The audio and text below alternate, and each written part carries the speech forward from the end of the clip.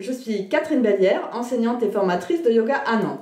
Je suis avec Serge et Dominique Martin, ostéopathes, auteurs, formateurs, pratiquants de yoga depuis 40 ans. Et nous sommes sur une session de travail, une petite pause, parce que Dominique a des choses passionnantes, je trouve, à nous dire sur sa vie. Donc Dominique, ce qui m'a beaucoup marqué dans ta vie, c'est qu'à un moment, tu as arrêté la kinésithérapie pour devenir ostéopathe. Mais on n'était pas dans le même contexte qu'aujourd'hui. Est-ce que tu peux nous dresser un petit peu oui. Voilà. Oui, on revient en arrière, on revient très loin en arrière, oui. Bien sûr.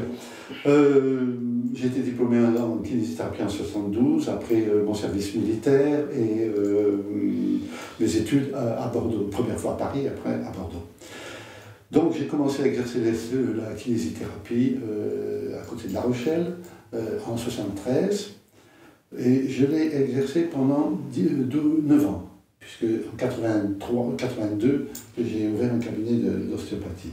Donc, quand j'ai commencé la kinésithérapie, toujours très déterminé, j'avais fait beaucoup d'études en anatomie, en connaissant mon épouse à l'hôpital de Bordeaux, dans des conditions très particulières, très sympathiques, où je pouvais vraiment... j'avais des grands tableaux noirs et je passais des heures à faire des dessins des pièces osseuses. Et j'ai appris selon la méthode ancienne, avec les Brisson et Castin, c'est des livres où on dessine les os, on dessine les muscles, donc d'une façon très académique. Alors que maintenant, on apprend beaucoup plus superficiellement. Et, le dessin, c'est puissant, hein. Moi-même, j'ai fait des études de pharmacie au départ, que j'ai pas été jusqu'au bout, mais disons, de dessiner les cellules, on a un contact différent avec l'objet. Hein. C'est très différent. Hein. Absolument. Donc pour moi, un os, il avait une forme, il avait une fonction, il avait une place précise, c'était très cadré. Mes études, ma pratique m'a confronté à recevoir beaucoup de clientèle de personnes qui présentaient des troubles musculo-squelettiques parce qu'il y avait une usine à 2 pas de mon cabinet. Et je me suis rendu compte très progressivement et très rapidement que j'étais dans la gêne, dans la difficulté pour résoudre leurs problèmes. Et en plus, je pourrais rajouter que je me suis occupé de sportifs, notamment donc des sportifs du stade de rugby, du stade Rochelet, à cette époque-là, en tant que soigneur, kinésithérapeute soigneur. Et là aussi, j'étais un peu dans la difficulté pour résoudre les traumatismes, les conséquences des traumatismes. Bon, donc, à l'occasion d'une publicité, j'ai vu qu'il existait, il venait de se mettre en place une formation d'ostéopathe à Paris. Donc, je me suis inscrit et j'ai commencé en 75 et j'ai été diplômé en 82. Et au fur et à mesure, je voyais que j'évoluais dans une approche différente des soins. Mais à l'époque, il n'y avait pratiquement pas d'ostéopathe. Ah non. Non, c'était même des charlatans pour le corps médical. Ah ben tout à fait. Ah oui, c'est comme tu le dis, Serge. Parce que ça s'est diffusé dans les années 2000, vraiment, l'activité libérale d'ostéo, je trouve. La reconnaissance de l'ostéopathie. Mais les installations aussi d'ostéopathes. En 2002. Mais il y a eu des installations avant, et notamment, moi je me suis installé en 82. Donc vous voyez, 20 ans se sont passés. Et durant ces 20 ans, il fallait exercer dans l'illégalité. Et j'ai exercé, et cette illégalité m'a amené à subir 2 procès d'excessivité en 1985 et en 1985. Mais tu avais la conviction de le faire malgré tout, c'est quand même très fort. Tout à fait, j'avais un engagement total et une détermination à toute épreuve. Pourquoi ? Parce que je voyais les résultats. Je voyais que ce que j'avais entre les mains, le métier que j'exerçais, me donnait des solutions et surtout me permettait d'avoir une autre conception de la thérapie où on prend en compte un individu avec toute sa dimension, toutes ses souffrances, tout ce qui peut être caché derrière une douleur localisée. Oui, tu disais que la douleur localisée, c'est la victime. Absolument. Souvent, on croit que c'est la cause.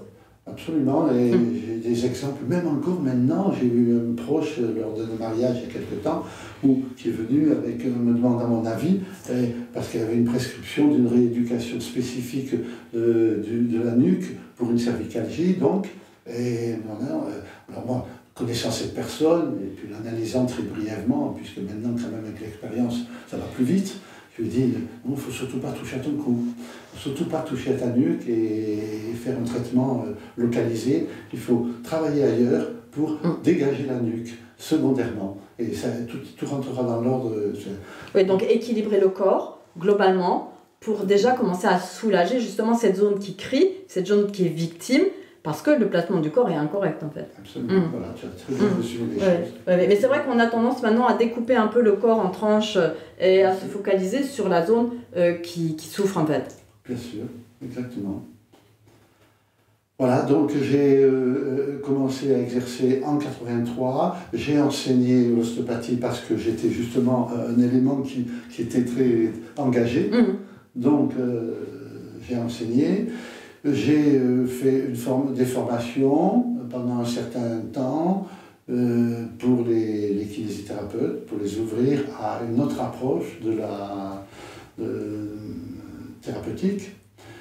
Et tu as formé des enseignants de yoga aussi. J'ai formé des enseignants de yoga pendant un certain temps. Après, j'ai fait une pause pendant un année. Et vers les années 2016, Serge m'a recontacté, qui avait suivi mes formations bien avant ça, au début des années 2000, m'a recontacté en me disant, Dominique, tu as un livre qui a besoin d'être...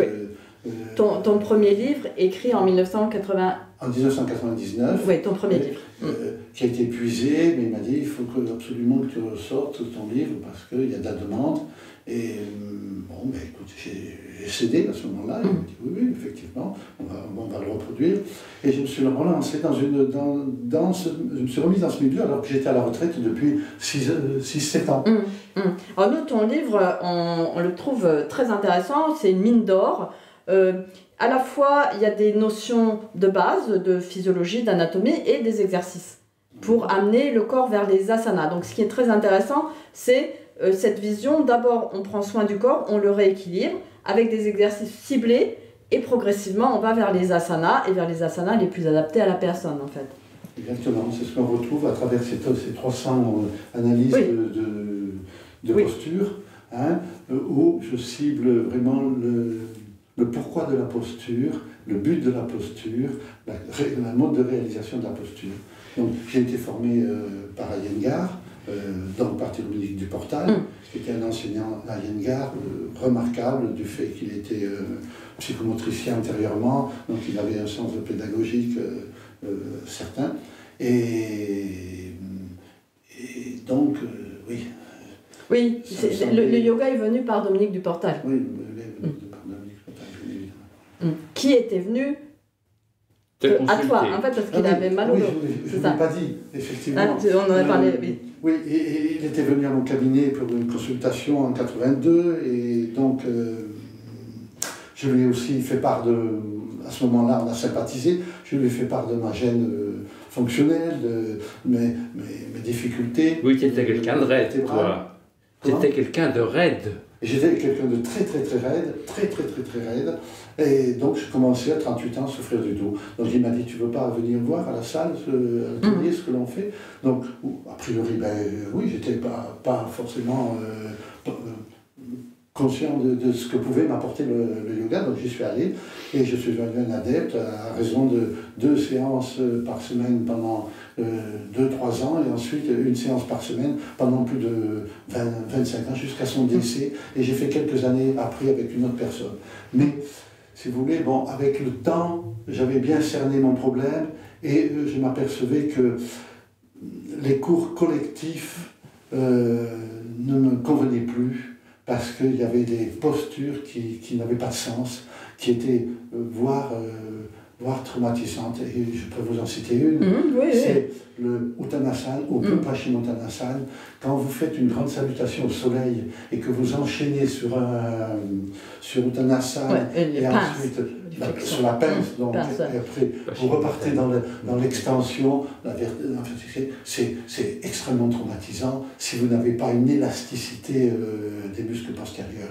Donc, or, dans un cours collectif, eh bien, vous avez des sujets divers, et je pense que on peut faire plus de mal que de bien. Bon, donc j'ai abandonné les cours collectifs, Et maintenant, je cible uniquement mes limites. Après, tu es très engagé et tu dénonces, en fait. Tu as une sorte de mission, hein, tu dénonces. Oui, maintenant, ce que j'ai dénoncé déjà dans un premier livre en 1999, c'est certaines pratiques. Donc, par exemple, les trois plus principales sont la rétroversion du bassin, la perte de la lordose, la suppression de la lordose qui a été enseignée, la suppression de la lordose, et qui est encore enseignée. C'est une aberration totale. La rétroversion est une aberration. La rétroversion n'est pas physiologique. C'est l'antéversion qui est physiologique. Et puis un dernier qui est la respiration abdominale. Oui, alors ça, on développe dans d'autres vidéos. On peut dire, alors là, je ne sais pas quand les gens vont nous regarder, mais il y a un deuxième livre prévu pour novembre. Oui, qui va sortir bientôt, qui est terminé et dans lequel je donne tous les arguments pour comprendre que seule l'antéversion est physiologique, seule la lordose est physiologique et seule la respiration thoracique est physiologique. Voilà. Alors revenons aussi, il y avait sur ton expérience de l'ostéopathie. Pour toi, en fait, il faut le yoga en plus. Juste l'ostéopathie, c'est pas suffisant. Juste le yoga. L'ostéopathie est plutôt amenée à résoudre des problèmes ponctuels. Mais il est vrai que quand on a une manifestation douloureuse, souvent c'est l'expression d'un trouble qui est ancien, qui est bien installé, hein, et qui ne peut plus être toléré. Donc il envoie des symptômes. Et le symptôme est un moyen de défense de l'organisme. Et à ce titre-là, on doit le respecter et bien l'analyser et l'intégrer, comme on disait, comme tu disais tout à l'heure, dans la globalité du fonctionnement du patient. Donc, je crois qu'il faut... Oui, je ne sais plus ce que tu voulais en venir. Que justement, il faut les deux, en fait. L'ostéopathie... Il faut une pratique posturale correcte. Voilà. Si on lève un problème, c'est bien, c'est ponctuel, mais s'il n'y a pas derrière un travail qui est fait pour, justement, que l'organisme fonctionne correctement et éviter la répétition, la reproduction du problème, eh bien, il faut prendre le sujet en charge, il faut qu'il se prenne en charge, mais il a pour cela des thérapeutes ou des professeurs de yoga. Mais on peut dire, alors là, on peut faire une petite parenthèse, c'est sur la yoga-thérapie. Il y en a beaucoup de profs de yoga qui se lancent dans la yoga-thérapie. Moi, je peux dire que tout enseignant de yoga, tout professeur de yoga est un yoga-thérapeute. Quand c'est bien fait. Quand c'est bien fait. Oui, non, mais parce que le yoga, ça peut démolir quand même. Hein. Nous, on voit, il y a des gens, enfin, tu as vu aussi, des pratiquants avec... La grande Paschimottanasana debout, c'est le pire des... C'est la pince, Uttanasana. Oui. Paschimottanasana, c'est assis, c'est encore pire. Oui, le pire, c'est Paschimottanasana, c'est une fabrique à hernie discale, non? C'est une fabrique à hernie discale, un traumatisme vertébral certain. Sarangasana, la chandelle sans couverture aussi, tu parles de strangulation même. De strangulation, d'étirement de la moelle épinière. Oui, donc il y a quand même des trucs, c'est ça, hein, donc tu alertes là-dessus, où il y a vraiment des pratiques de yoga qui sont dangereuses sur des corps d'occidentaux aujourd'hui, qui sont plus les corps qu'on avait avant aussi, avec des gens qui souffrent beaucoup plus de ces fameuses TMS, hein, les troubles musculo-squelettiques, par des métiers répétitifs, par la perte de l'aplomb, la perte de l'antéversion, et que c'est dramatique dans certains cas en fait. Absolument. Et les professeurs de yoga sont très bien placés pour prendre en charge, pour aider, accompagner, parce que c'est pas en prendre en charge. Non, prendre en charge, c'est un terme médical. C'est vraiment...